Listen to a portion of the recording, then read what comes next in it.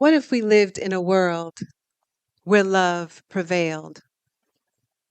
What if we could create a world where love prevails? What would that look like? What would it feel like? How would it impact your life and the lives of those around you? For a few moments, I'd like you to close your eyes and think about a time when you truly felt loved. Where were you? How old were you? Who were you with? And what was it about that experience that made you feel loved? What if I told you that love is available for you right now? If you truly felt loved right now, would you do anything differently in your life? For me, the word love cheers me up, makes me smile, and feel happy. Agape love is patient and kind. It does not envy or boast. It is not arrogant or rude. It does not rejoice at wrongdoing, but rejoices in the truth. I believe that love is supposed to feel good.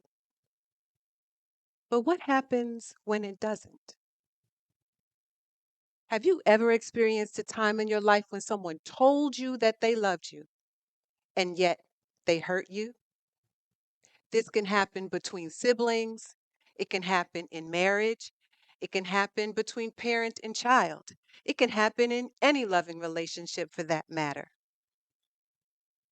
When someone betrays our trust by taking advantage of our love and kindness, we tend to blame ourselves. We say things like, I'm so stupid to have trusted him or her. What's wrong with me? Why did this happen to me? And then we tend to hold on to feelings of hurt, sadness, and rejection, only to give up on love. Have you ever found yourself feeling weighed down by the pain of betrayal, shame, or guilt because you blame yourself for what happened? Trust me, you're not alone.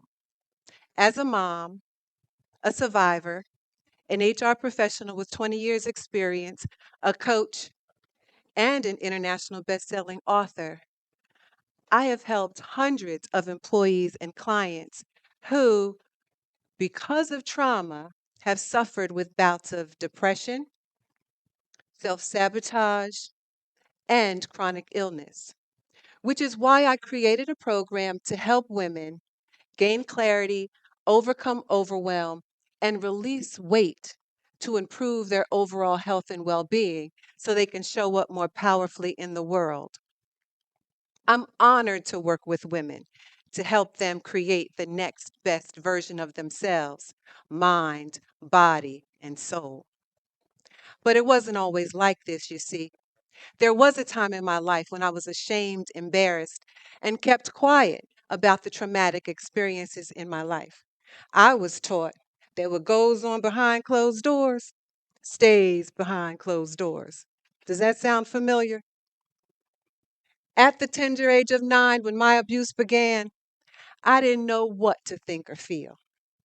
I trusted him. I do remember feeling confused, bewildered, betrayed, dirty, and very much alone. I didn't even want to go outside to play anymore.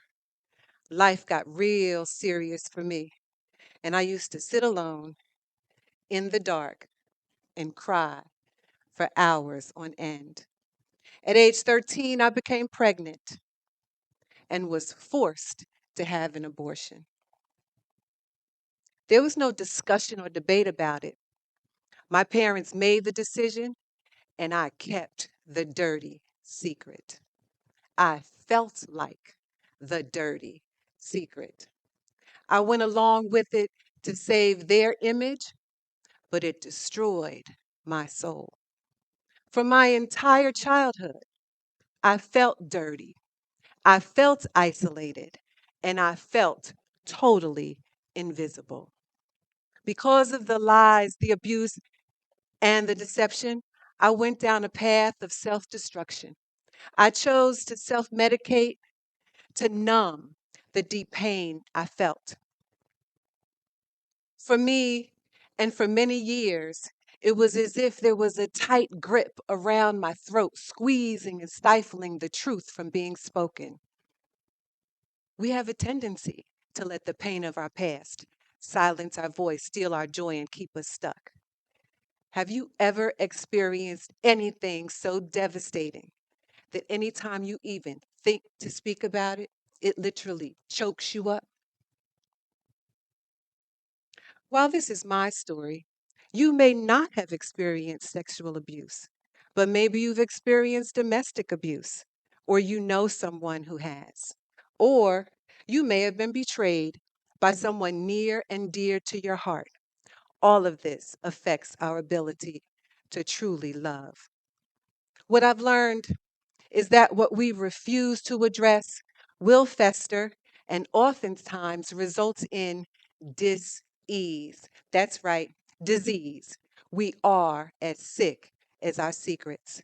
There are far reaching implications of trauma, and we owe it to ourselves and our children to relearn, rethink, reimagine, and redream what love is, to create a new reality for them and for us. When I gave birth to my daughter, I promised God that I would do everything humanly possible to break the cycle of abuse, which is why I'm on a mission to spread the message of true love, to liberate women and girls who are dealing with the effects of trauma, because I know that the truth really does set you free. Consider, if you will, what the lack of love looks like. Think about the recent mass shooting that occurred in Uvalde, Texas, where 21 people were killed. The perpetrator was an 18-year-old young man who, according to news reports, had been sexually assaulted at an early age by one of his mother's boyfriends. Not only did he shoot his grandmother, but he also shot and killed 21 people, 19 of whom were innocent children who attended the same school he had attended. The implications of child abuse are far reaching.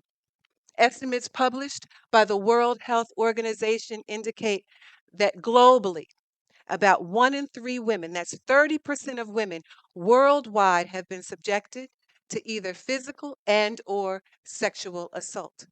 Violence against women and girls affects them physically, mentally, sexually, and may affect their reproductive health.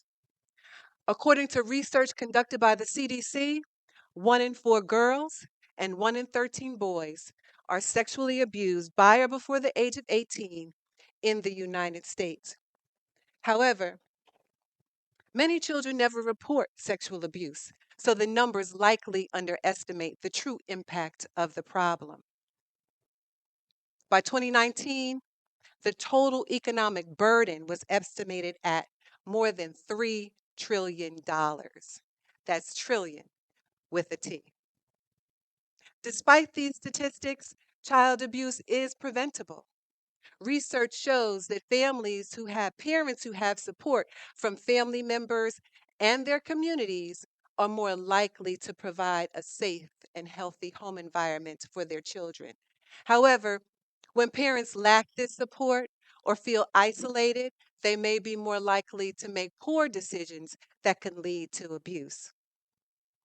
I believe each of us has a personal responsibility to be the love for our children that we long to experience.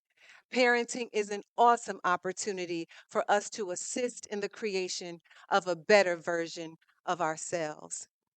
I remember that defining moment in my own life when I declared, enough is enough. It felt like I was about to sabotage everything I had promised God I would be and do as a mother. God, help me, I cried. That fall, gray morning, I had self medicated and felt low and lonely. There was an empty feeling inside that traveled through my veins as if my life was about to end. Have you ever felt powerless, but you knew you had to do something and you had to do it now? By the grace of God, I made it home to my daughter that day. And when I looked into her eyes, I saw hope. I saw promise. I saw unconditional love. And it compelled me to do something different. With my stomach in knots and tears in my eyes, I decided to enroll in a rehabilitation program to get clean and sober, to deal with my issues. And for the very first time, I shared my truth with people I had never seen before. My daughter was 7 years old at the time. Rehabilitation led me to therapy, which is when I realized the depth of my internal wounds.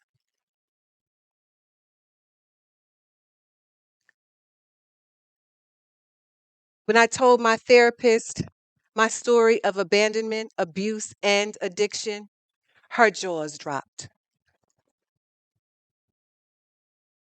That was my light bulb moment, my epiphany, my confirmation, and the validation I needed to begin seeing myself for the warrior I am, the dynamic woman I was becoming. I share this only to let you know that no matter what you've done in the past or what's been done to you, you can recover, you can heal, and you definitely deserve love. The journey to self love may have its twists and turns, but it's worth every effort. As I nurtured my daughter and shared the best parts of myself with her, I saw the fruit of my labor flourish. As her life blossomed, mine did too. Did I make mistakes? Absolutely. But I didn't make excuses. And I told the truth. I took radical action. I did things different from what people around me was doing. I made sacrifices, worked two, sometimes three jobs to make ends meet. I even wore my daughter's hand me down clothes, clothes that I had bought for her that she had simply gotten tired of wearing. I wasn't too proud to wear them. Yes, to some it probably looked crazy back then, but I ask you, what are you willing to do to create a better life for yourself and for your children? The time is now. Our children come here beautiful, blessed, and brilliant, but it's up to us to cultivate that and to protect them. To break the cycle of abuse, you've got to face it. You will not conquer what you were unwilling to confront. Be willing to deal with your stuff first. Put your oxygen mask on first. Tell the truth. Love yourself enough to tell the truth because once you do, no matter how horrible the past experience may have been, once you speak it, it begins to lose its power. As feelings of guilt, shame, and embarrassment dissipate, the space for love, healing, and forgiveness expand. You can break free, and you definitely deserve love. It's up to you to create it. In closing, I ask you to find the courage within your soul to love. The future of humanity needs you to love. Be kind. Be slow to anger. Better yet, use your anger as agency for change so you can become the love that you want to experience and leave a legacy of love for generations to come. Thank you.